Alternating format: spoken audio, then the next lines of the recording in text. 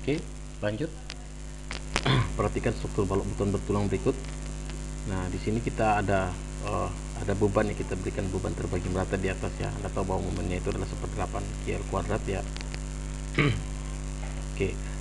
Nah, bagaimana distribusi tegangan pada potongan lintang di tengah bentang, kita bisa lihat di situ. Jadi pada posisi dia tertarik itu sepenuhnya ditahan oleh tulangan, oke, tulangan beton. Oke, jadi tadi saya ulang sekali lagi bahwa tulangan itu haruslah berfungsi sebelum beton itu retak.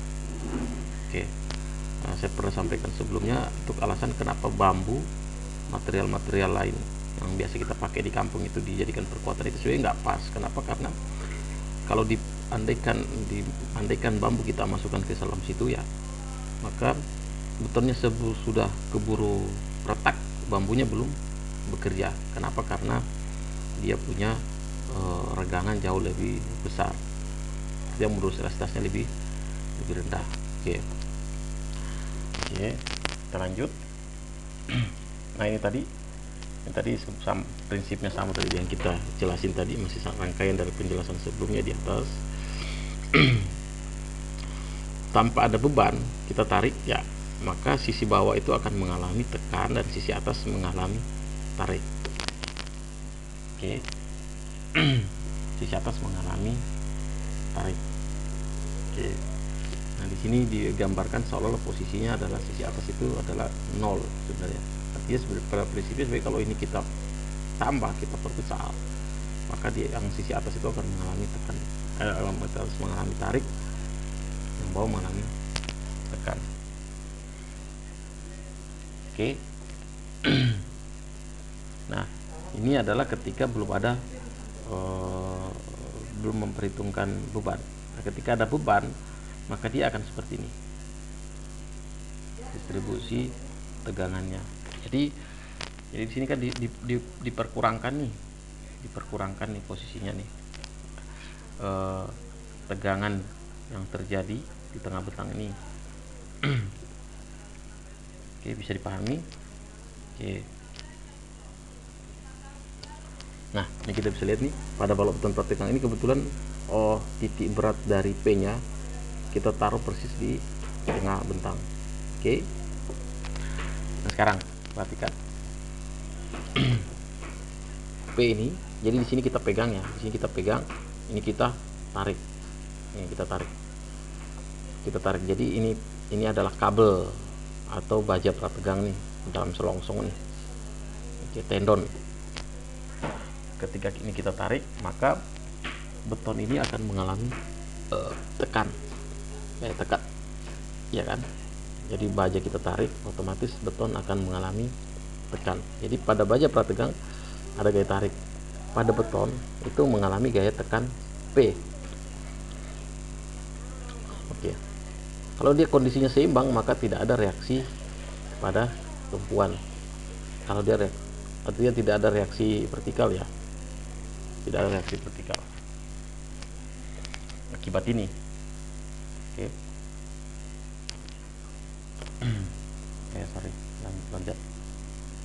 Nih, lanjut. Mengapa untuk beton prategang diperlukan beton dan baja mutu tinggi? Nah, tadi saya sudah sampaikan tadi bahwa kenapa kita butuh kuat tarik yang tinggi pada beton. Oke, karena jangan sampai dia retak. Kalau kuat tariknya tinggi, maka potensi untuk retaknya lebih kecil, seperti itu.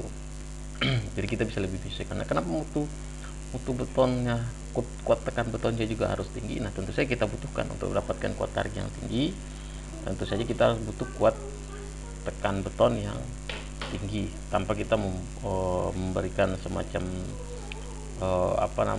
obat kah atau semacam komponen tarik ya, kalau mau bikin kuat tarik beton yang tinggi itu kan ada sekarang beberapa penelitian macam-macam tuh sebenarnya, tanpa meningkatkan kuat tekan beton bisa juga. Oke. Nah, kuat tekan beton yang tinggi tentu saja juga kita butuhkan untuk melawan tegangan tekan yang terjadi. Oke. Nah, di sini ada bahasan, di sini bisa diperjelas. Jika digunakan baja dengan kuat tarik rendah, oke, misalnya baja tulangan biasa, oke, dengan lele IE 0,002, maka gaya prategang yang diberikan oleh baja tersebut akan lenyap oleh adanya susut dan reyapan beton. Tegangan akibat susut dan reyapan beton dapat mencapai nilai sekitar 0,002. Artinya hilang. Oke, jadi kita tahu bahwa regangan beton itu adalah pada saat dia tertekan ya 0,003, tapi rayapan dan susut saya sudah ngambil 0,002. Oke.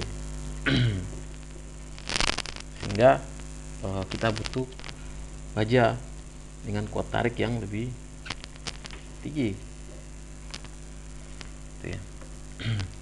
Beton mutu tinggi, oke, regangan, susut dan reyapan pasti kecil, itu sudah. Kedua, dia loss of press stress akibat dua komponen tersebut itu kecil, atau loss of kehilangan prategang ya akibat dua komponen tersebut itu kecil. Yang kedua, kuat desak itu kuat tekan awal cukup tinggi, artinya mampu menahan tegangan desak pada daerah pengangkaran tendon ya, dan mampu menahan tegangan desak pada daerah pengangkaran ya, dan juga dalam tegangan tekan yang terjadi bisa tegangan izinnya lebih tinggi seperti itu karena kuat tekannya lebih tinggi.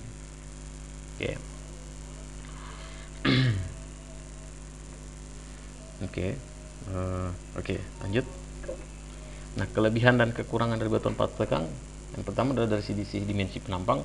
Ukuran penampang lebih ramping dibandingkan dengan beton bertulang, sudah pasti jelas karena mutu beton dan prategangnya lebih tinggi. Terus yang kedua, momen yang dipikul itu artinya momen yang terjadi akibat berat pembebanan ya, beban matinya atau beban hidupnya seterusnya. Momen dapat dipikul oleh seluruh penampang karena tegangan yang bekerja adalah tegangan tekan serat atas dan serat bawah. Atau bisa jadi tegangan tariknya terjadi tegangan tarik pada sisi bawah, tapi masih dalam batas yang diizinkan. Berapa masih batas yang diizinkan tadi itu? Yaitu tadi hanya sekitar 40 atau 50% dari 10% kuat tekan beton. Jadi misalnya kuat tekan beton 50 MPa nih, kuat tariknya berarti kan 10% dari 50 MPa, berarti 5 MPa.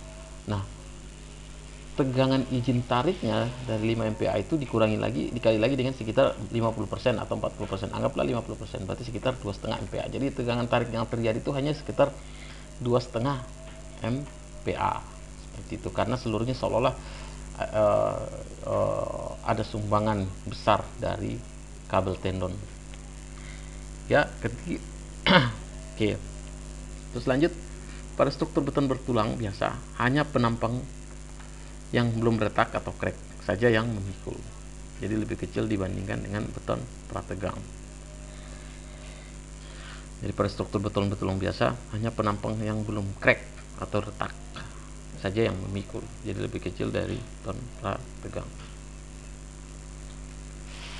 Oke.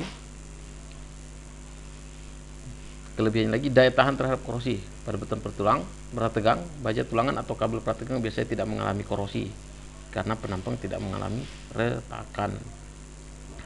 Pada beton bertulang, baja tulangan akan mengalami korosi bila struktur mengalami keretakan. Iyalah. Tulangan geser, pada umumnya tumpuan akan lebih sedikit. Tumpuan akan lebih sedikit karena gaya geser bekerja lebih kecil karena direduksi tadi oleh gaya pratekan. Pada kondisi seimbang, reaksi yang terjadi itu sama dengan 0 tadi kita bahasakan. Berarti gaya gesernya praktis sama dengan 0, tapi nggak mungkin karena itu kan ada berat sendiri dari si materialnya. Biaya produksi, kelebihannya lagi, biaya produksi beton prategang. Biaya produksi itu lebih tinggi daripada beton bertulang biasa karena penggunaan mutu material yang lebih tinggi. Ini kekurangan sebenarnya. Yang kedua adalah membutuhkan teknologi dan pengawasan yang lebih tinggi sehingga biaya produksi juga akan lebih tinggi. Artinya quality controlnya juga, ini udah skala workshop kita berbicara, ini adalah skala workshop, bukan skala industri, tapi kita sudah harus buat dengan teknologi yang tinggi. Oke, saya Lanjut.